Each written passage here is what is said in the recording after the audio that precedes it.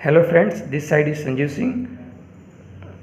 आज हम लोग क्लास 12 एनसीईआरटी का पहला chapter electric charge and field पढ़ने जाएंगे। तो सबसे पहले हमको इस वीडियो में कंटेंट क्या होगा, मैं आपको इसकी जानकारी दे देना चाहता हूँ। इस वीडियो में हम पढ़ेंगे कि चार्ज क्या है, law of conservation of charge, quantization of charge, way to charge of any body. कोई भी बॉडी को चार्ज करने का 3 तरीका होता है: charging by conduction, charging by induction, charging by friction, और कूलम्स लॉ के बारे में जानेंगे। तो चलिए हम स्टार्ट करते हैं। इलेक्ट्रोमैग्नेटिज्म। इलेक्ट्रोमैग्नेटिज्म है क्या?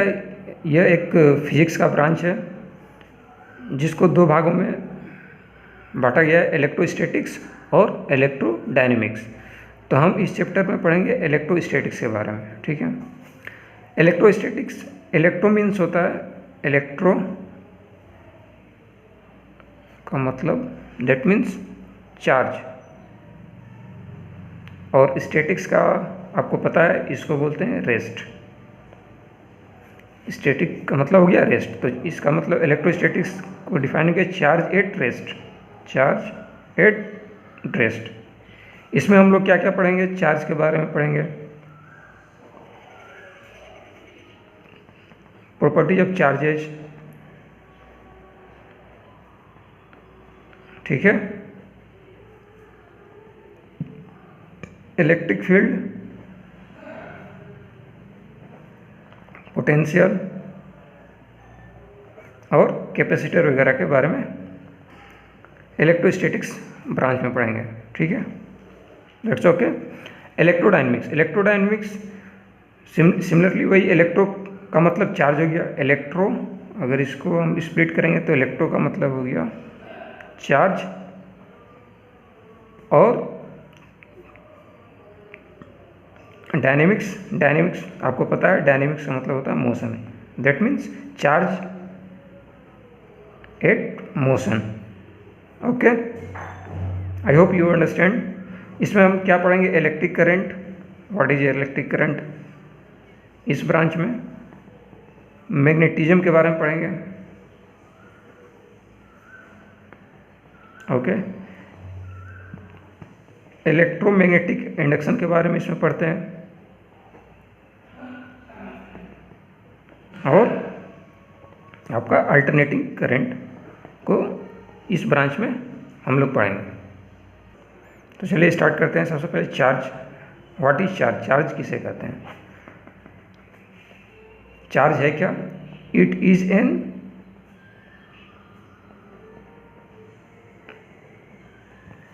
Intrinsic property of matter. Intrinsic property of a matter. Charge क्या है? यह एक इंट्रिंसिक प्रॉपर्टी है। इंट्रिंसिक प्रॉपर्टी मतलब ये किसी पर डिपेंड नहीं होता है, इंडिपेंडेंट होते हैं, ठीक है। ये किसी पर डिपेंड नहीं होगा, ठीक। ये चार्ज जो है, चार्ज वर्ड ग्रीक से लिया गया अराउंड 600 BC।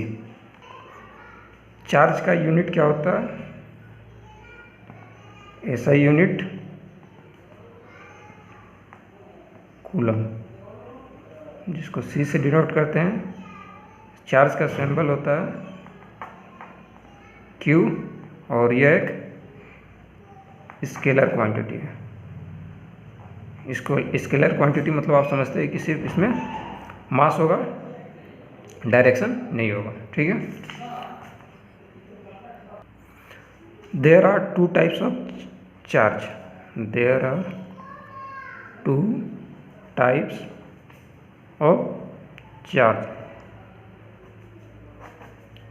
2 प्रकार के चार्ज होता है, एक होता है पॉजिटिव चार्ज, दूसरा निगेटिव चार्ज। तो जैसे हमको पता है, पॉजिटिव चार्ज और पॉजिटिव चार्ज को जब लाया जाएगा तो ये एक दूसरे को रिपेल करते हैं। निगेटिव चार्ज भी एक दूसरे को रिपेल करेंगे, और positive charge negative charge attract करते हैं, ठीक है। जैसे कि हम लोगों ने पढ़ा था चार्ज का डिफिनेशन में कि charge it is a intrinsic property of the matter. ये जो चार्ज जो होता है मैटर का एक इंट्रिंसिक प्रॉपर्टी है। तो वैसे ही मास जो होता है, मैटर का मास, वो भी एक इंट्रिंसिक प्रॉपर्टी है। तो इस कंडीशन में ये दोनों मास और चार्ज जो होते हैं कोई भी मैटर का एक फंडामेंटल प्रॉपर्टीज बन जाती है। तो सबसे पहले हमको ये पता होना चाहिए मास और चार्ज में अंतर क्या है, ठीक है। इससे पहले हमको ये हमेशा ध्यान में रखना होगा कि charge always comes with mass, ठीक है। चार्ज जो है हमेशा मास के साथ ही आता है, लेकिन ये जरूरी नहीं है कि जब मास आएगा तो चार्ज आएगा, इसका इन्वर्स ये कंपल्सरी नहीं है, ठीक है। चलिए, तो दोनों में अंतर क्या है हम जान रहे हैं, चार्ज और मास, दोनों में डिफरेंस क्या है। चार्ज क्या होता है, पॉजिटिव भी होता है और निगेटिव होता है। मास हमेशा पॉजिटिव होगा, कभी भी ये निगेटिव होगा नहीं, ठीक है। और जैसे कि हम लोगों ने एक फार्मूला पढ़ा है, m=m0√1-v²/c²। यहाँ पर ये जो है m² जो है रेस्ट मास है। जब body, mass of the body at rest, जब बॉडी जो रेस्ट में है उस कंडीशन पे उसकी जो मास है वो m0 डिफाइन करती है। c वेलोसिटी ऑफ लाइट और v जो होता है बॉडी का वेलोसिटी। तो जैसे कि हमें पता है कि जब वेलोसिटी इंक्रीज होने पर बॉडी का मास भी इंक्रीज हो जाती है। इस कंडीशन पर हम ये इस फॉर्मूले का हम यूज करते हैं, ठीक है। तो चूँकि हमें पता है मास डिपेंड्स अपॉन स्पीड, ठीक है। स्पीड बढ़ने के साथ साथ मास भी इंक्रीज हो जाता है। क्योंकि जनरल लाइफ में हम लोग का भी जो है काफ़ी कम होता है सी के कंपेयर में, क्योंकि सी का वेलोसिटी ऑफ लाइट काफ़ी ज़्यादा है 10⁻⁷, और ये हम लोग का 10-20 जिसके चक्कर में दौड़ते भी है, तो हमें ये समझ में नहीं आती। लेकिन वही जब हम इलेक्ट्रोमैग्नेटिक रे के बारे में पढ़ेंगे, अल्फ़ा रे, बीटा रे, गामा रे, तो उनकी जो है स्पीड काफ़ी ज़्यादा होती है। ये चूँकि ये सारी रे चार्ज पार्टिकल से मिलकर बनी होती है, तो उस कंडीशन में v की वैल्यू जो होगी वो अप्रोक्स लाइट ऑफ स्पीड के बराबर हो जाती है। तो इस कंडीशन में मास जो है काफ़ी वेरी हो जाती है, ठीक है, काफ़ी ज़्यादा उस समय इन्फ्लुएंस इस पर डालती है। Okay, I hope you understand. और इसका जस्ट उल्टा चार्ज जो है कभी डिपेंड नहीं करता, charge is independent of speed, ठीक है।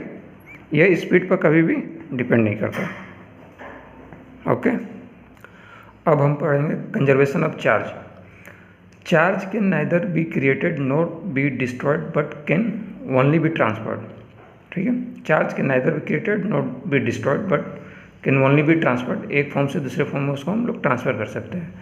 और दूसरा क्या है कि the total charge of an isolated system is constant, मतलब आइसोलेटेड सिस्टम में जो भी चार्ज होगा वो सारा कांस्टेंट होगा, ठीक है। इसको हम एक क्वेश्चन से हम समझते हैं।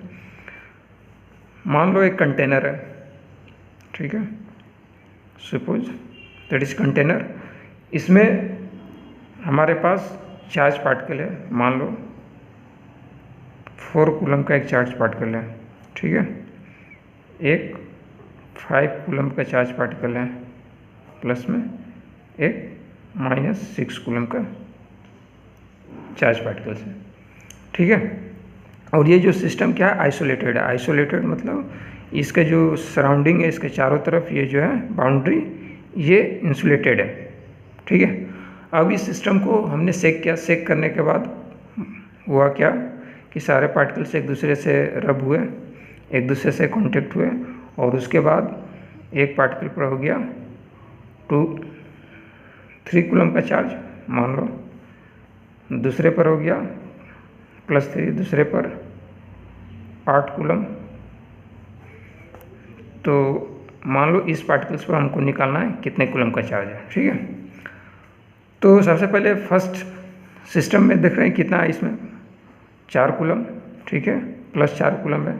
यहाँ कितना है, +5 कूलम, यहाँ पर -6 कूलम, ठीक है। और इधर कितना है, +3 कूलम, इधर +8, और यहाँ हमको निकालना है, ठीक है। क्योंकि हमें पता है यहाँ पर Q1 plus Q2 plus Q3 equals to क्या होगा, Q1 dash plus Q2 dash plus Q3 dash. तो ये एग्जाम्पल सेक करने से पहले जो चार्ज, टोटल जो चार्ज था सिस्टम का, सेक करने के बाद जो टोटल चार्ज होगा वो कांस्टेंट होगा। तो ये Q1 Q2 का वैल्यू पुट कर दिया, Q3 का वैल्यू पुट कर दिया, सिमिलरली इसका भी वैसा ही वैल्यू पुट कर दिया। अब यहाँ से जब निकालेंगे तो C का वैल्यू कितना हो जाएगा, ये आपका 9 माइनस 3 माइनस 6, तो ये हो गया प्लस 3 और इधर में 11 प्लस 6, तो C इक्वल्स टू कितना हो गया आपका -8, सॉरी C नहीं, ये Q हो गया। Q का हमको मान लो निकालना है पट के, ठीक है। Q equals to 8C। तो इस पार्टिकल का चार्ज कितना हो गया, Q equal to 8C -8C। Okay. Conservation of charge का मेनली एप्लीकेशन हम इसका अप्लाई करते हैं रेडियो एक्टिविटी के न्यूक्लियर रिएक्शन में, ठीक है। कंजर्वेशन ऑफ चार्ज का एप्लीकेशन आपका रेडियो एक्टिविटी के न्यूक्लियर रिएक्शन में होता है। न्यूक्लियर रिएक्शन में जैसे न्यूक्लियर डिफ्यूजन, न्यूक्लियर फिजन में, ठीक है। और इसका यूज़ कहाँ होता है, मॉडर्न फिजिक्स में भी इसका यूज है।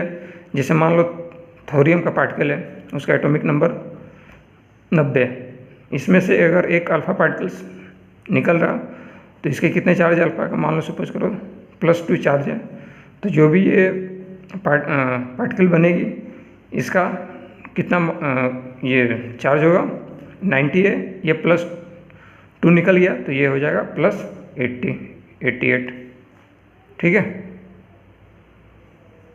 इसको ऐसे कर दो +88, ठीक है।